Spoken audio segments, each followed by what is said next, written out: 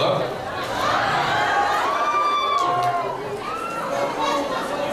¿Cómo estás?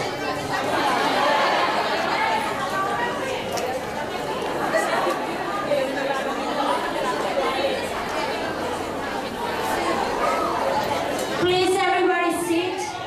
Todo el mundo sentado. Preguntas para Matt aquí. If you have a question for Matt, here. Thank you.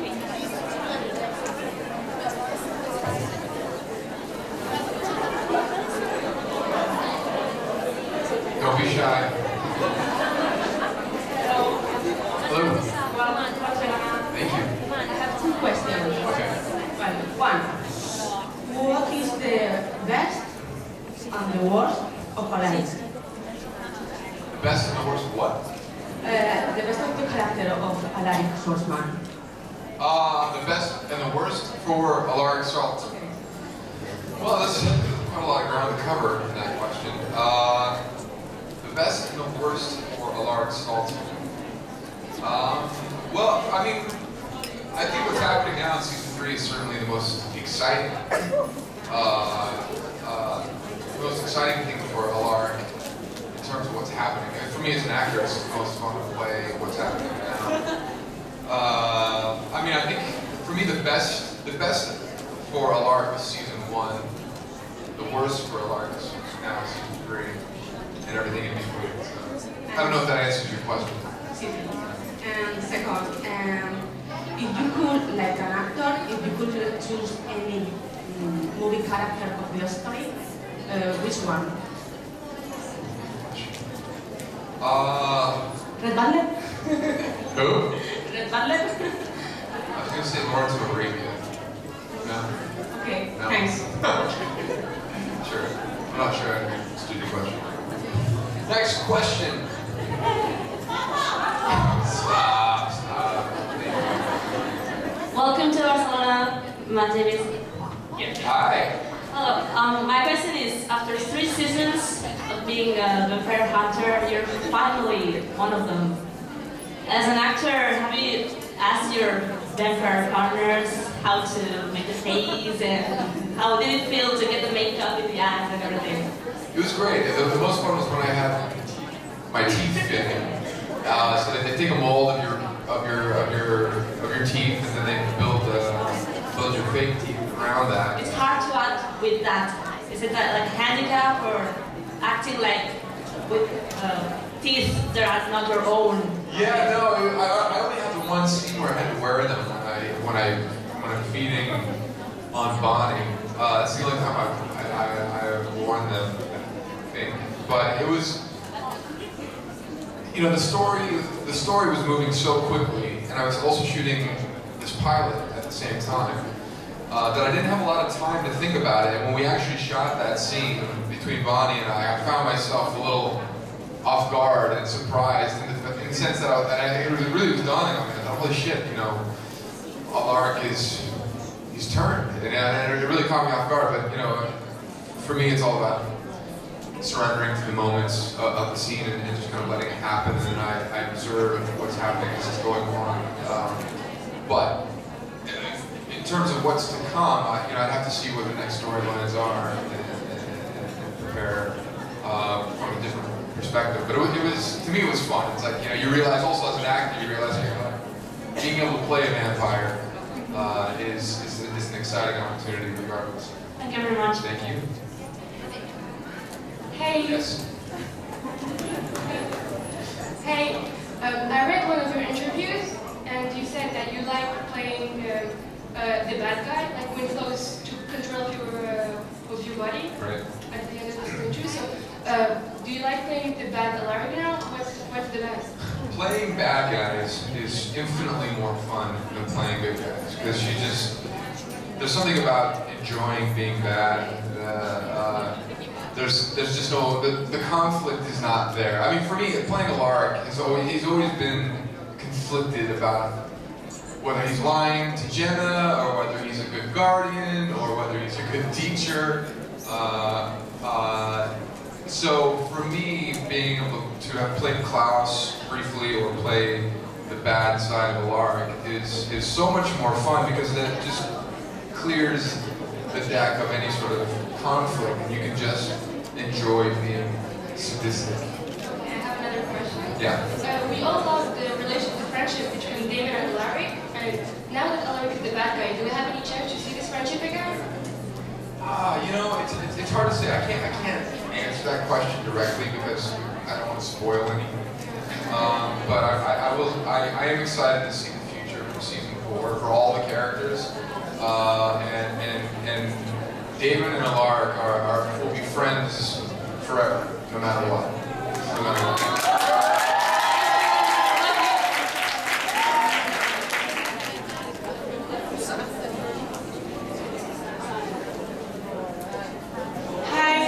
Thank you for being here. My pleasure. I wanted to ask you because I saw your Tumblr and you post stories on it about vampire diaries. Right.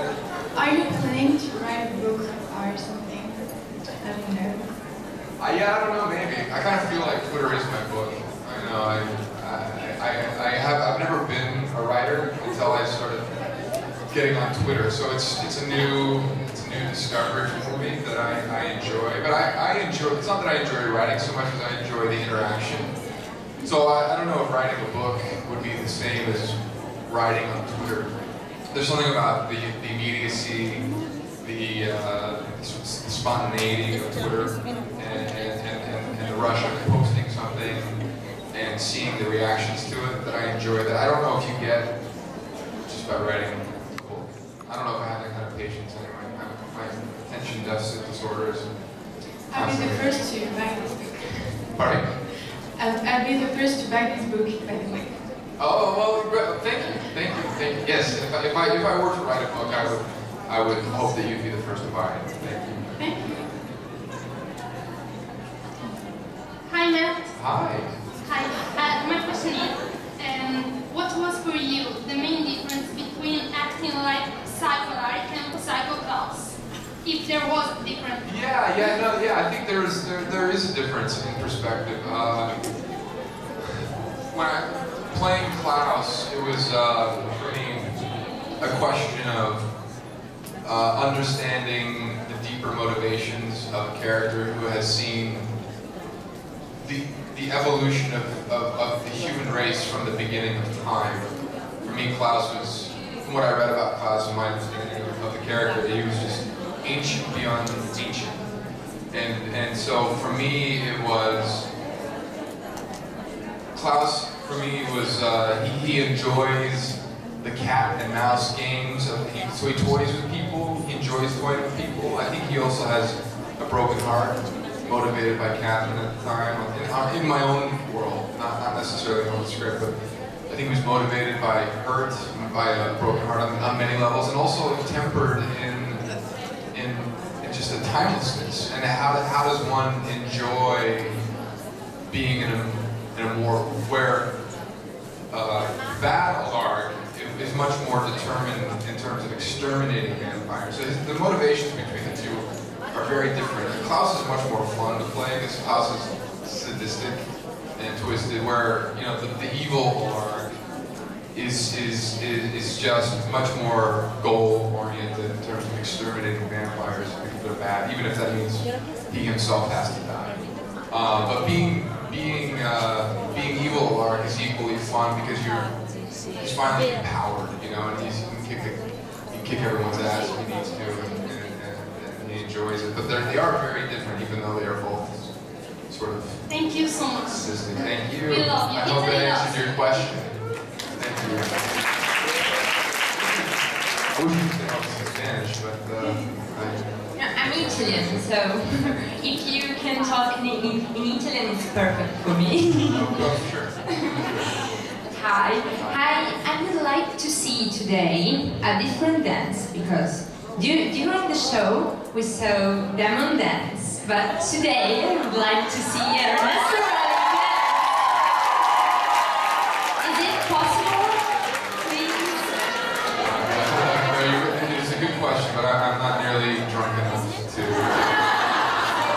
Just a little bit, just. Okay, thank you. Bye. It's a good question. Hello.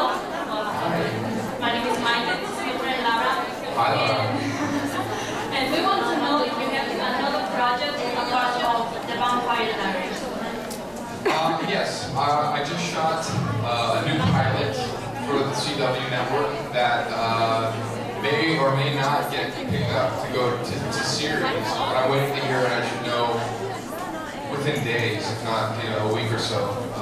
But hopefully, if it gets picked up, it's going to be an exciting new series. It's a sort of crime drama in its own right, and it's very smart. So that if that gets picked up, you'll hear about it soon. We want to see you everywhere. Thank you very much. Very sweet. Thank you.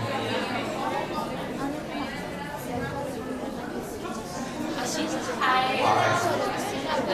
want you to say that we want to lose our favorite historic teacher. So.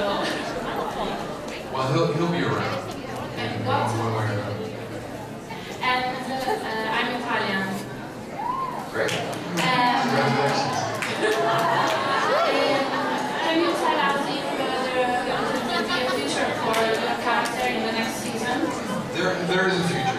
There is a future. I can't speak to it simply because I don't know exactly what it is. They're in the process of writing season 4 now, so I can't say for certain what it is, but I can tell you that there is a future. And which is your favorite period of history? It's a curiosity. Well, I'm a proud conspiracy theorist, and I'm a big fan of this show called Ancient Aliens. So my favorite history is the untold history of the planet vis-a-vis aliens. Thank you. Hello, Matt. Hi. Here we are from Barcelona, and I'm from Rome, Italy. Wonderful.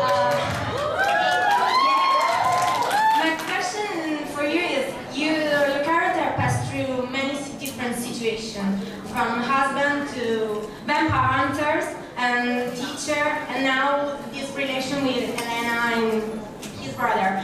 Which character, which situation do you prefer? And what are your feelings about your relation between you and Elena and Jeremy? Now that you are evil, sorry. No, that's fine. My favorite relationships are to Elena and Jeremy. I mean, Damon, of course, but in terms of the relationships that give Alar the most purpose, it's his relationship to Elena and Jeremy. Because it's like a father. Yes. Yeah. Yes, very much so. And I very much enjoy working with Nina personally. I think that Nina is a terrific talent, and I love her tenacity and her curiosity, and I love her talent, and I really enjoy just working with her. I joke about Alar and Elena's sexual tension. That's true. Yeah, I want to add that in every situation, you're too hot. Your character is too hot, and you're hot too. You're welcome. Thank you.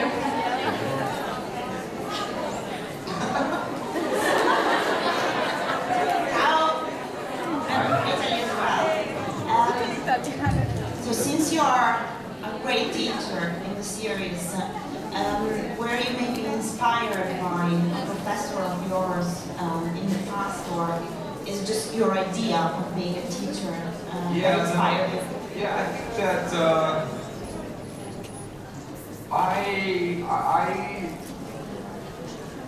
I don't have one teacher that inspired me. I had a lot of teachers that I hated. I hated school. I thought the majority of my experience with teachers was really bad. And so I liked the opportunity to play a teacher who was much more laid back and much more, and to be able to conduct myself in the classroom the way I would teach.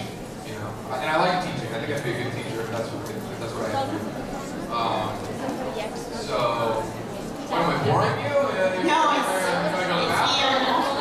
Oh, you gotta go get me in line.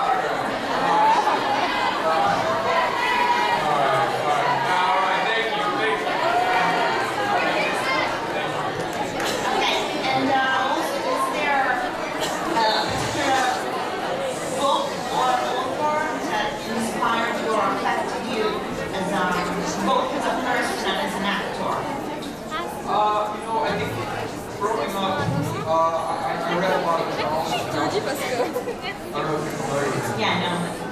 Yeah, I started reading him when I was about 15 or 16 years old. A cousin of mine introduced me to him. And I think between Charles Bukowski, Jack Kerouac, hybrid, those two authors have the most impact on me in terms of my literary upbringing. Okay, great. Thank you so much. You're amazing. Thank you. Hi, Max. I love it. Just another Italian fan. We are all Italian.